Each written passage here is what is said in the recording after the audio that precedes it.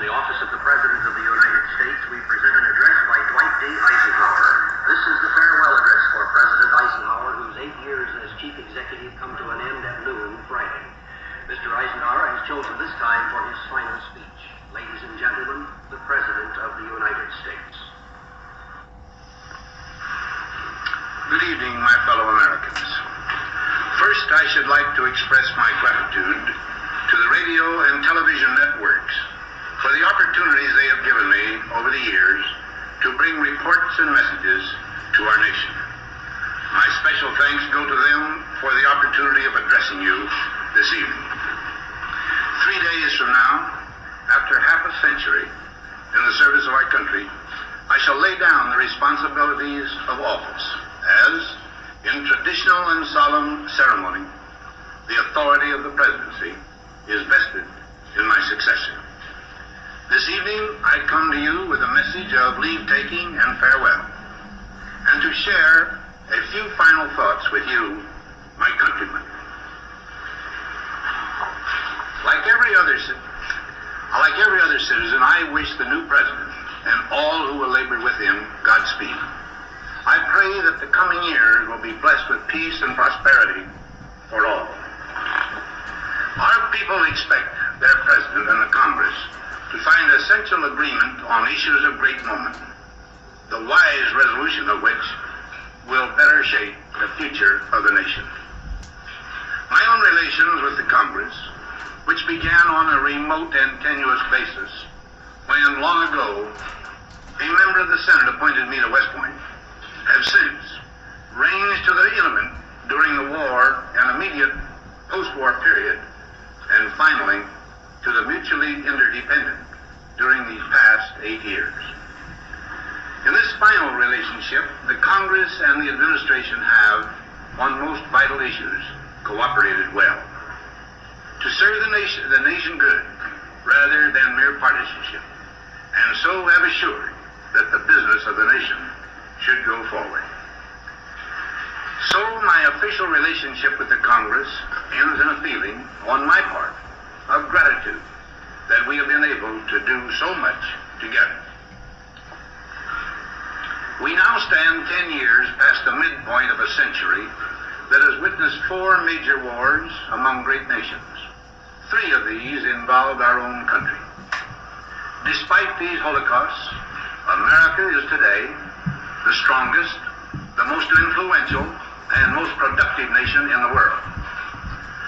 Understandably proud of this preeminence, we yet realize that America's leadership and prestige depend not merely upon our unmatched material progress, riches, and military strength, but on how we use our power in the interest of world peace and human betterment.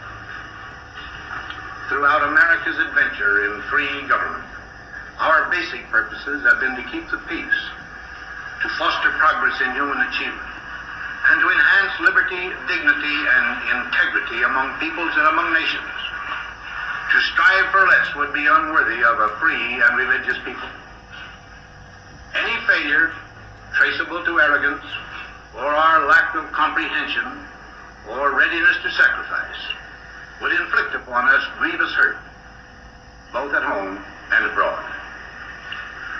Progress toward these noble goals is persistently threatened by the conflict now engulfing the world. It commands our whole attention, absorbs our very beings. We face a hostile ideology, global in scope, atheistic in character, ruthless in purpose, and insidious in method. Unhappily, the danger it poses promises to be of indefinite duration. To meet it successfully, there is call for not so much the emotional and transitory sacrifices of crisis, but rather those which enable us to carry forward steadily, surely, and without complaint, the burdens of a prolonged and complex struggle with liberty, the state. Only thus shall we remain, despite every provocation, on our charted course toward permanent peace and human betterment. Crises there will continue to be. In meeting them, whether foreign or domestic, great or small, there is a recurring temptation to feel that some spectacular and costly action could become the miraculous solution to all current difficulties. A huge increase in newer elements of our defenses, development of unrealistic programs to cure every ill in agriculture, a dramatic expansion in basic and applied research. These and many other possibilities, each possibly promising in itself, may be suggested as the only way to the road we wish to travel. But each proposal must be weighed in the light of a broader consideration: the need to maintain balance in and among national programs. Balance between the private and the public economy. Balance between the cost and hoped-for advantages. Balance between the clearly necessary and the comfortably desirable. Balance between our essential requirements as a nation and the duties imposed by the nation upon the individual. Balance between actions of the moment and the national welfare of the future. Good judgment seeks balance in progress. Lack of it eventually finds imbalance and frustration. The record of many decades stands as proof that our people and their government have, in the main, understood these truths and have responded to them well in the face of threat and stress. But threats, new in kind or degree, constantly arise. Of these I mention two only. A vital element in keeping the peace is our military establishment. Our arms must be mighty, ready for instant action, so that no potential aggressor may be tempted to risk his own destruction. Our military organization today bears little relation to that known of any of my predecessors in peacetime, or indeed by the fighting men of World War II or Korea. Until the latest of our world conflicts, the United States had no armaments industry. American makers of plowshares could, with time and as required, make swords as well. But we can no longer risk emergency improvisation of national defense. We have been compelled to create a permanent armaments industry of vast proportions. Added to this, 3.5 million men and women are directly engaged in the defense establishment. We annually spend on military security alone more than the net income of all United States corporations. Now, this conjunction of an immense military establishment and a large arms industry is new in the American experience. The total influence, economic, political, even spiritual, is felt in every city, every state house, every office of the federal government. We recognize the imperative need for this development, yet we must not fail to comprehend its grave implications. Our toil, resources, and livelihood are all involved. So is the very structure of our society. In the councils of government, we must guard against the acquisition of unwarranted influence, whether sought or unsought, by the military-industrial complex. The potential for the disastrous rise of misplaced power exists and will persist. We must never let the weight of this combination endanger our liberties or democratic processes. We should take nothing for granted. Only an alert and knowledgeable citizenry can compel the proper meshing of the huge industrial and military machinery of defense with our peaceful methods and goals, so that security and liberty may prosper together. Akin to and largely responsible for the sweeping changes in our industrial military posture has been the technological revolution during recent decades. In this revolution, research has become central. It also becomes more formalized, complex, and costly. A steadily increasing share is conducted for, by, or at the direction of the federal government. Today, the solitary inventor, tinkering in his shop, has been overshadowed by task forces of scientists. in laboratories and testing fields. In the same fashion, the Free University, historically the fountainhead of free ideas and scientific discovery, has experienced a revolution in the conduct of research. Partly because of the huge costs involved, a government contract becomes virtually a substitute for intellectual curiosity. For every old blackboard, there are now hundreds of new electronic computers. The prospect of domination of the nation's scholars by federal employment, project allocations, and the power of money is ever present and is gravely to be regarded. Yet in holding scientific research and discovery in respect, as we should, we must also be alert to the equal and opposite danger that public policy could itself become the captive of a scientific, technological elite. It is the task of statesmanship to mold, to balance, and to integrate these and other forces, new and old, within the principles of our democratic system, ever aiming toward the supreme goals of our free society. Another factor in maintaining balance involves the element time.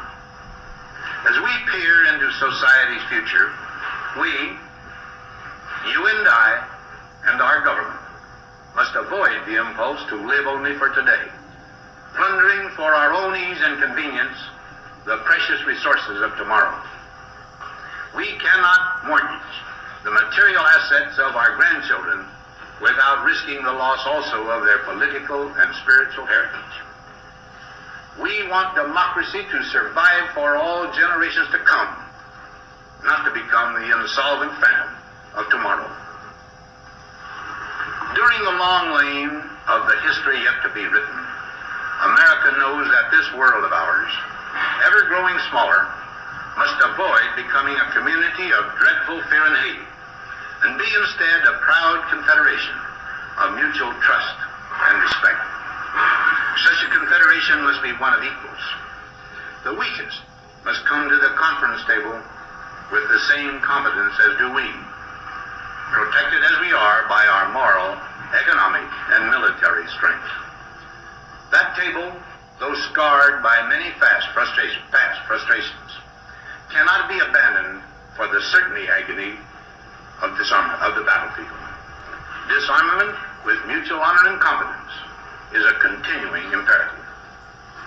Together we must learn how to compose differences, not with arms, but with intellect and decent purpose. Because this need is so sharp and apparent, I confess that I lay down my official responsibilities in this field with a definite sense of disappointment. As one who has witnessed the horror and the lingering sadness of war, as one who knows that another war could utterly destroy this civilization, which has been so slowly and painfully built over thousands of years, I wish I could say tonight that a lasting peace is in sight. Happily, I can say that war has been avoided. Steady progress toward our ultimate goal has been made, but so much remains to be done. As a private citizen, I shall never cease to do what little I can to help the world advance along that road. So in this, my last good night to you as your president, I thank you for the many opportunities you have given me for public service in war and in peace. I trust in that service, you find some things worthy. As for the rest of it, I know you will find ways to improve performance in the future. You and I, my fellow citizens, need to be strong in our faith that all nations under God will reach the goal of peace with justice. May we be ever unswerving in devotion to principle, confident but humble with power, diligent in pursuit of the nation's great goals. To all the peoples of the world, I once more give expression to America's prayerful and continuing aspiration. We pray that peoples of all faiths, all races, all nations may have their great human needs satisfied, that those now denied opportunity shall come to enjoy it to the full, that all who yearn for freedom may experience its few spiritual blessings.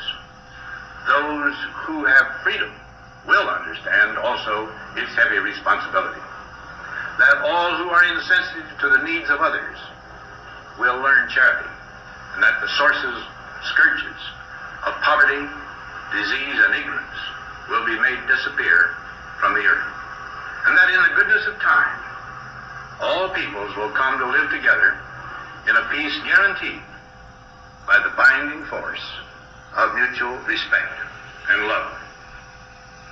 Now, on Friday noon, I am to become a private citizen. I am proud to do so. I look forward to it. Thank you.